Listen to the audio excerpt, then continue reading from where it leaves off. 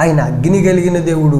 ఆ అగ్నితో మన కూడా అగ్నితో నింపి మన జీవితాలను వాడుకోవాలని ఆశపడుతున్నాడు.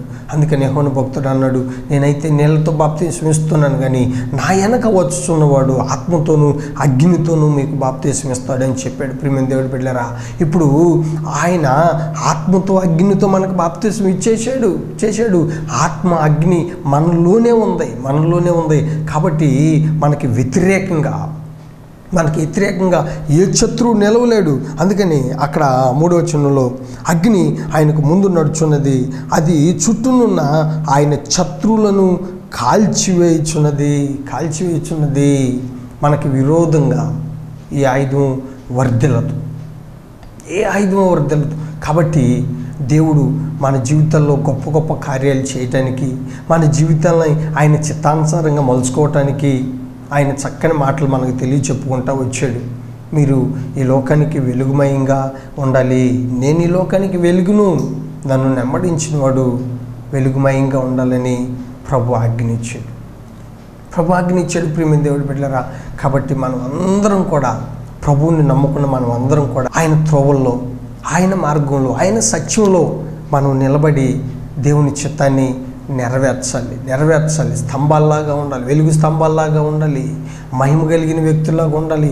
కొండ మీద ఉన్న పట్టణం ఎప్పుడు మొరుగై ఉండదు. ప్రియమైన దేవుడి బిడ్డలారా, అందరికీ కనిపించేలాగున మన జీవితాలని ప్రభుకి అంకితం చేసి, ప్రభువులో ఎదిగి, ప్రభువులో నడిచి, ప్రభువులో కొనసాగి, ప్రియమైన దేవుడి బిడ్డలారా, మన విశ్వాసాన్ని మనం కాపాడుకుందాం. మన విశ్వాసాన్ని విజయవంతంగా చేసుకుందాం. ఆయన ప్రత్యక్షత, పరిపూర్ణత మనకి ఎప్పుడు తోడుగానే ఉండిద్ది. ఆయన నమ్మిన బిడ్డల్ని ఆయన వదిలిపెట్టే దేవుడు కాదు. ఆయన నమ్మిన బిడ్డల్ని ఆదరించే దేవుడు. ఆయన నమ్మిన బిడ్డలను అందరినీ, ప్రియమైన దేవుడి బిడ్డలరా, ఉన్నతమైన రాజ్యానికి తీసుకెళ్లే దేవుడు. కాబట్టి మీరు ఈ విధంగా ఉండండి అని మనకి ఆజ్ఞనిచ్చాడు. హల్లెలూయా. కాబట్టి చాలా జాగ్రత్తగా ఈ లోకంలో మనం నడవాలి. అందుకని దావీదు అంటున్నాడు, నా గుండె నిన్ను ధ్యానిస్తుంటే నా గుండె నాలో మండుతుందయ్యా అంటున్నాడు. మంట పుడుతుందయ్యా అంటున్నాడు. ప్రియమైన దేవుడి బిడ్డలారా, నువ్వు నిజంగా బైబిల్ చదువుతుంటుంటే, దేవుడి గురించి ఆలోచన చేస్తుంటే, దేవుళ్ళో నువ్వు ఎదుగుతుంటుంటే నీ గుండె రగులుకుంటూ ఉండేది. నీ గుండెలో మంట రగులుకుండేది, అగ్ని రగులుకునిద్ది.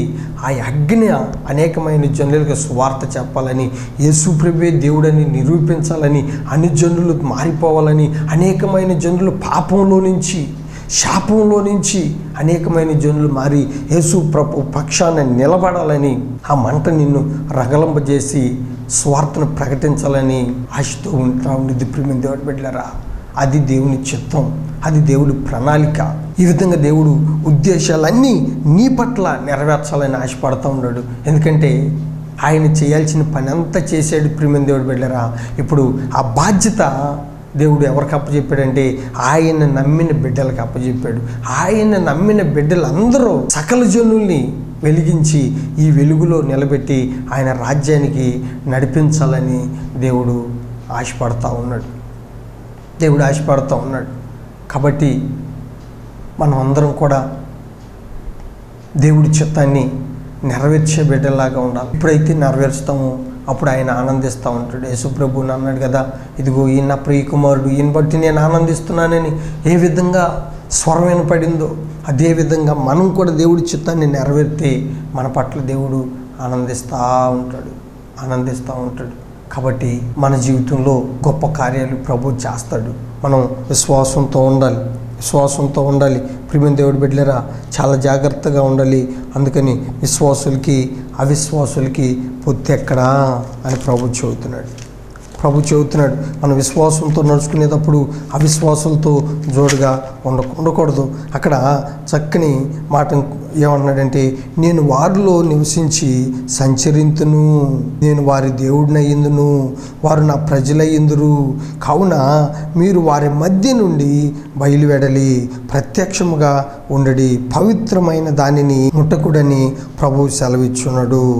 పవిత్రమైన దానిని ముట్టకుడని ప్రభువు సెలవిచ్చున్నాడు.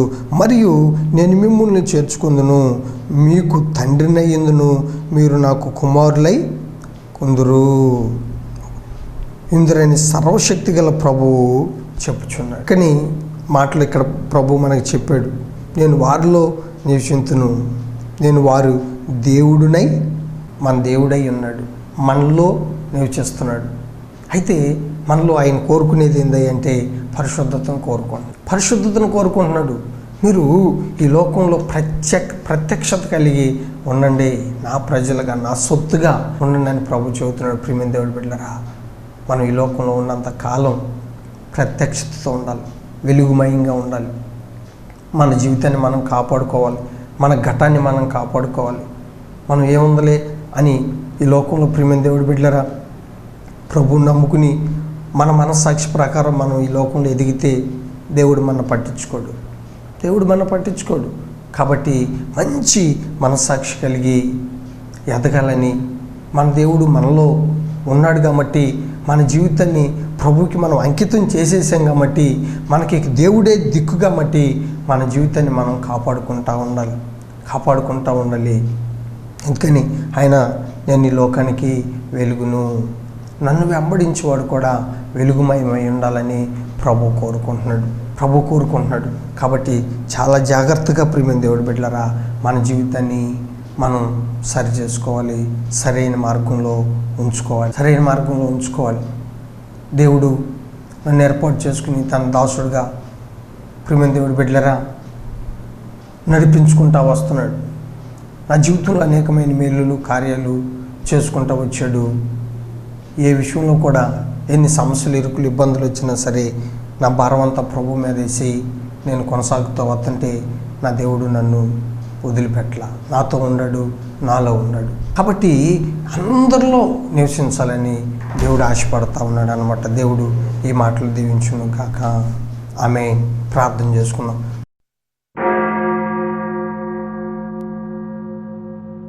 పరిశుద్ధుడా, ప్రేమ కలిగిన తండ్రి, నీకు వందనాలు. ఈ సమయంలో వాక్యమైన బిడ్డలను అందరినీ నీ చేతులకు అప్పచెబుతున్నాను.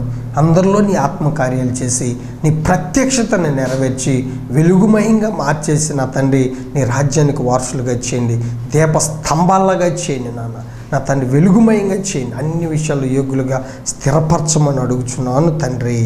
ఆమేన్. తండ్రికి, కుమారునికి పరిశుద్ధాత్మ సహవాసము సన్నిధి అందరితో తోడై నడిపించబడును గాక. ఆమేన్.